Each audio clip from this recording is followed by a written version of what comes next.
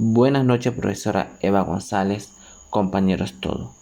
En la noche de hoy, el grupo, integrado por Katy Gutiérrez, Heidi Guerra, Luzmila Sucre, Emanuel de León, José Ovaldía y este servidor Alexis Jiménez, nos complace en presentar la exposición relacionada al tema Escenario Político Panameño, año 1903 a 1912. Introducción. En este trabajo vamos a hablar del escenario político de 1903 a 1912. En primer lugar, vamos a iniciar con el antecedente del escenario político panameño. Después vamos a hablar sobre los mandatarios, como por ejemplo, en primer lugar, el presidente de la República de Panamá, en aquel entonces, el primero, el doctor Manuel Amador Guerrero, luego su sucesor, el doctor José Domingo de Ovaldía, y por último, quien termina el mandato de 1910 a 1912, el doctor Pablo Dolores de Arosemena. De ellos logramos estudiar su vida política, obra realizada en su gestión, como por ejemplo la moneda, los símbolos patrios, la estructura económica, entre otras obras. Panamá inicia la vida republicana tras una guerra civil que protagonizaron las corrientes políticas en el istmo, liberales y conservadores, cuyas ideas influyeron en los procesos electorales en las primeras décadas de la República. Los primeros años de vida republicana estuvieron llenos de todo tipo de vicios electorales, representan los años más difíciles. Una de las primeras decisiones de la Junta de Gobierno fue convocar a una elección popular para elegir a los primeros miembros de la Convención Constituyente. Nuestros primeros gobernantes, como todos los próceres, no fueron elegidos, sino escogidos por la valentía de una iniciativa que se fundó en la voluntad soberana de la mayoría del pueblo panameño. Los integrantes de la Junta de Gobierno ejercieron el poder político de la naciente república de una manera transitoria desde el 3 de noviembre de 1903 hasta el 20 de febrero de 1904, cuando la primera asamblea constituyente eligió a la que sería el primer presidente constitucional de la República. Los ciudadanos que integraron esa junta de gobierno fueron José Agustín Arango, Federico Boy y Tomás Arias. Como presidente de la misma quedó José Agustín Arango. La Junta Provisional de Gobierno expidió el decreto 25 de 12 de diciembre de 1903, en el cual se convoca a la que sería la primera elección. En dicho decreto se convoca a elecciones para el 27 de diciembre de 1903 con el objetivo de elegir diputados para integrar la primera Convención Nacional Constituyente a instalarse el 5 de enero de 1904, cuya misión era aprobar la primera Constitución política o ley fundamental de la República. Este proceso electoral se hizo por votación directa y secreta a través de una lista única para escoger a los convencionales de acuerdo con la mayoría de votos que logró cada uno. Fue un periodo catalogado bastante tranquilo por el hecho de que había un acuerdo entre partidos. Realmente no hay lucha de partidos por el poder. El 20 de febrero de 1904, el doctor Manuel Amador Guerrero tomó posesión como presidente de la República de Panamá, elegido por la Convención Nacional Constituyente.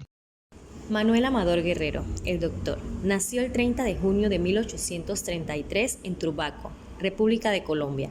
Realizó estudios en la Universidad de Magdalena, actual Universidad de Cartagena, en la cual recibió el título de doctor en Medicina y Cirugía a los 22 años de edad en 1855. Ejerció la medicina por algunos meses en Cartagena de Indias, pero pronto se radicó en la ciudad de Colón, que en ese momento gozaba de auge económico debido a la construcción del ferrocarril interoceánico y de la búsqueda de oro en California. Se trasladó más tarde a la provincia de Veraguas, continuó en la práctica de medicina y fundó con su hermano una casa comercial dedicada a la exportación de productos nacionales.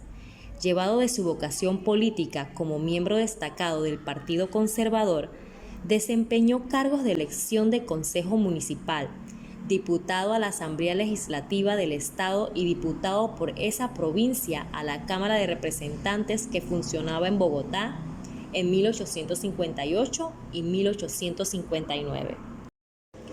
En su trayectoria política podemos mencionar que más tarde participó en actividades que produjeron choques armados entre liberales y conservadores, comandados los primeros por el general Buenaventura Corrioso, quien infligió a los adversarios una decisiva derrota. Vencido en ese levantamiento armado de 1868, que frustró su aspiración a ocupar la presidencia del Estado, se le impuso la pena del exilio. Regresó a Panamá en 1870 y fue nombrado médico del Hospital Santo Tomás. Su matrimonio con la distinguida dama panameña María de la Osa le colocó en posición muy favorable para tomar parte de la vida social y política. Teniendo en cuenta todo esto, podemos mencionar que colaboró activamente en la política colombiana como miembro del Partido Conservador y ocupó altos cargos dentro de este colectivo político. Formó parte de la comisión que estuvo constituida, además, por el ingeniero Pedro J. Sosa, autor, junto Wins y Reclus, del trazado de la ruta escogida para el canal francés, el obispo de la diócesis, Dr. José Alejandro Peralta, y Ricardo Arango, más tarde gobernador del departamento. Fue consejero del general Víctor M. Salazar, gobernador del departamento del Istmo. Figura entre los forjadores de la nacionalidad panameña, puesto que encabezó el movimiento de separación de Panamá de Colombia, que dio como resultado la independencia el 3 de noviembre de 1903. Podemos mencionar de Manuel Amador Guerrero como presidente. El doctor Guerrero dotó al país de la Ley Orgánica de Educación, que convertía la instrucción primaria en enseñanza pública, gratuita y obligatoria, y además legislaba sobre la educación secundaria, profesional e industrial. Se suscribió un convenio monetario que establecía paridad entre la moneda de oro americana y la moneda de plata panameña. Como legado a las nuevas generaciones, numerosas obras, tales como la construcción del Palacio del Gobierno y el Teatro Nacional, la regularización y perfeccionamiento del servicio de correo y su corporación a la Unión Postal Universal, la organización de la Oficina de Estadísticas, la ampliación del Hospital Santo Tomás y la apertura de la Casa de la Maternidad, la Escuela de Obstetricia, un lazareto y un manicomio. En su trayectoria como presidente, también colaboró en el mejoramiento de la educación en Panamá, a través de la fundación de las escuelas de artes y oficios, encargada de instruir a los obreros del país.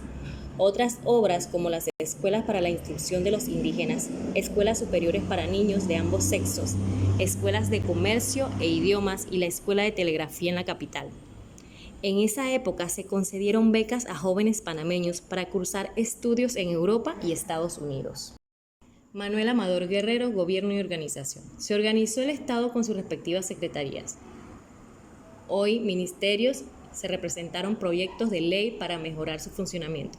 Se consideraron recargadas las Secretarías de Gobierno y Relaciones Exteriores y la de Instituciones Públicas y de Justicia. Se agregaron a la Secretaría de Gobierno aquellos asuntos relacionados con el Poder Judicial. Se crearon entonces las Secretarías de Gobierno y Justicia, Fomento, Instrucción Pública, Relaciones Exteriores y Hacienda y Tesoro. José Domingo de Ovaldía, año presidencial 1908-1910. Nace el 30 de enero de 1845 en la provincia de Veraguas, República de Nueva Granada. José Domingo de Ovaldía era militante conservador, pero fue postulado por el Partido Liberal para las elecciones de 1908.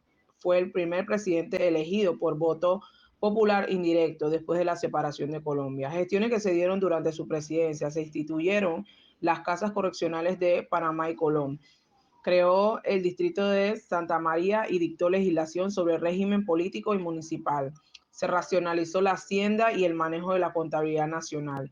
Se incrementó la inversión extranjera, sobre todo la estadounidense. Se firmó la primera enmienda de Tratado del Canal de Panamá. Promulgó el decreto 18 del 26 de enero de 1909, en la que se crea la Política Secreta Nacional, y fue constructor del Instituto Nacional de Panamá. Carlos Antonio Mendoza, año presidencial 1910. Nace el 31 de octubre de 1856 en Panamá, República de la Nueva Granada. Fundó y fue director de periódicos políticos y literarios.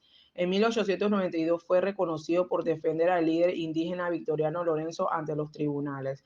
Fue el primer ministro de Justicia de la República de Panamá. La presidencia de Mendoza fue literalmente corta.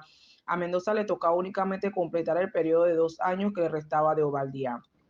Ejerció como tercer presidente de Panamá desde marzo hasta octubre en 1910 y es reconocido por ser el primer y único presidente afropanameño. Mendoza no resultaba una figura grata para el país porque se había opuesto al artículo 136 de la Constitución Nacional de Panamá en el año 1904, que permitiría la intervención de los Estados Unidos para mantener el orden público en todo el territorio nacional. Esto lo catapultó en su aspiración a un periodo presidencial propio. Ovaldía se propuso desde el principio implementar un gobierno de conciliación nacional con amplitud de miras, sin fanatismo secretario ni exclusiones, capricho. Y para ello se rodeó de gente tan capaz como Carlos Mendoza en la Secretaría de Hacienda y Eusebio Morales en Introducción Pública. En un manifiesto dirigido al pueblo panameño el 8 de agosto de 1908, además de hacer énfasis en la orientación amplia de su gobierno, expresó su agradecimiento a Estados Unidos por su leal y fecunda amistad en bien de Panamá. La gestión oriental de Pablo Arosemena. El 5 de octubre, al regresar de Chile, asumió la presidencia de la República. En su calidad de primer designado al doctor Pablo Arosemena, en su discurso de toma posesión pronunciado en el Teatro Nacional, expresó que su gobierno no tendría candidato oficial en las elecciones del año 1912, quedaría participando por igual. Conclusión. En este trabajo podemos concluir que nos ha ayudado en conocer más sobre personajes que hicieron grandes aportes en el escenario político de 1903 a 1912. También podemos decir que Panamá es un gran ejemplo de un país que ha sobrevivido grandes cambios en su sistema político, pero ha sido capaz de perdurar al paso del tiempo sin perder su riqueza y su grandeza.